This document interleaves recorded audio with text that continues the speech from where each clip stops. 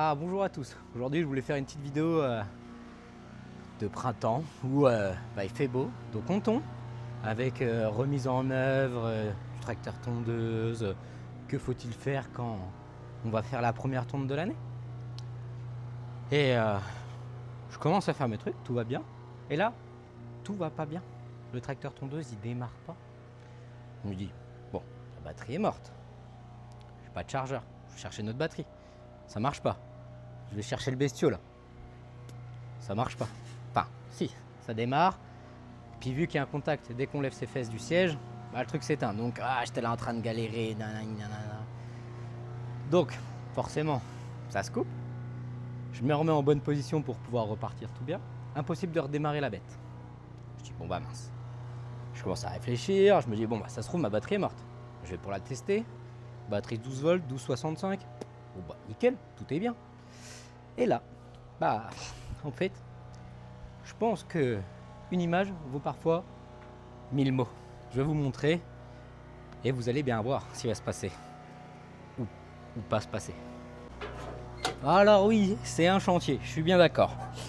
Ça démarrait pas, je me suis dit, ça a démarré mais ça rototait, c'était bizarre. Je me dis, je vais enlever l'air parce que bon, l'admission d'air, il y a peut-être un souci. Donc là,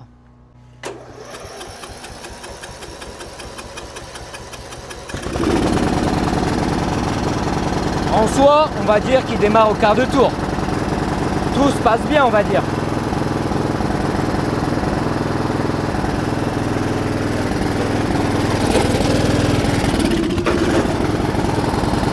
Hop.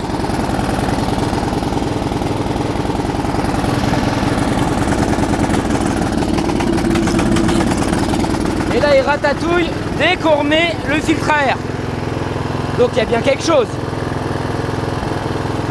Bon, vous avez vu, ça démarre nickel, c'est parfait, tourne bien. Par contre, dès qu'on remet le filtre à air, il commence à s'étouffer. Donc, petit souci forcément. Quand je l'avais acheté, l'ancien propriétaire m'a dit ouais, le carbu et tout, je l'ai recollé, tout ça. Je dis oh, ok, bon ça tournait nickel, donc ça a tourné toute la saison d'été, nickel, parfait. Effectivement, ça a été recollé. On peut bien le voir ici, que ça a été recollé. Et ça bouge, mais bon, on va se dire que sur ce genre de modèle un peu bas de gamme, c'est normal. Par contre, ce qui n'est pas normal, c'est d'avoir toute l'essence du réservoir à peu près à cet endroit-là. Donc en fait, on va démonter et on va regarder ce qui se passe.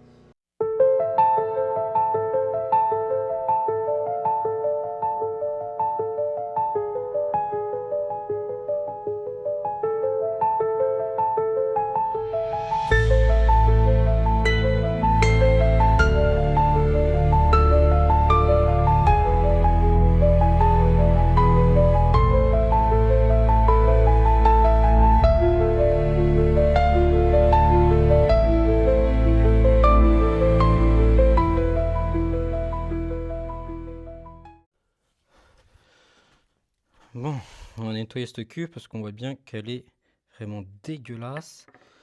Et du coup, dans l'autre partie aussi. Et j'espère que mon flotteur n'a pas l'air poreux parce que il est vide.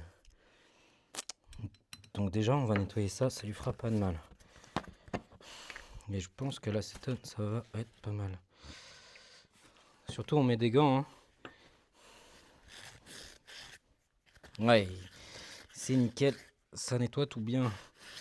L'acétone pour le carburant, j'ai découvert ça il n'y a pas très longtemps où dans un réservoir de 4x4 on a eu une pollution là.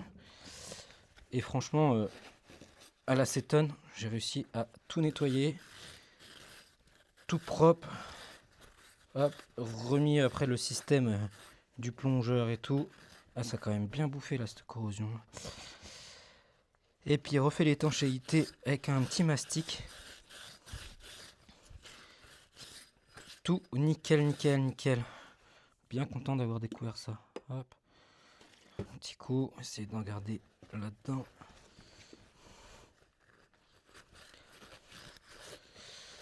Je pense que je sais pas ce qui a provoqué cette pollution. Est-ce que c'est la vis? Mais elle avait l'air pas trop mal. Je sais pas. I don't know. Ou est-ce que c'est l'humidité de l'hiver? Parce que cet hiver, il a pas tourné, hein, forcément. Je connais pas beaucoup de gens qui tombent l'hiver. Bon, c'est bien mieux que ce qu'on avait au tout début. On va faire pareil pour ça. Et du coup, donc si j'ai bien compris, Fred, ça serait ce pointeau.